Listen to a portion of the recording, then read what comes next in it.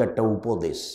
এক, 5 ওয়াক্ত সলাত, যার সাথে কোনোদিন আপোষ করবেন না, সমস্যা যতই হোক। 5 ওয়াক্ত নামাজ পড়বেন, সমস্যা যতই হোক। পরনে কাপড় থাক আর না থাক, অজু করার পানি থাক আর না থাক, দাঁড়িয়ে পড়তে পারেন আর না পারেন, কেবলা ঠিক হোক আর না হোক, নামাজ সলাত পড়তেই হবে। 2, হালাল রুজি, অল্প দিন বাঁচতে এসে হারাম খেয়ে বাঁচতে রাজি নয়। 3, কোরআন তেলাওয়াত, অন্তত সূরা ইখলাস। 4, দুজন যেখানে বসে আছে সেখানে বসবেন না, আড্ডা পিটা চিরদিনের জন্য হারাম। বসলেই কারোর বদনাম হবে, তখন আপনি বদনামে সাথ দিবেন।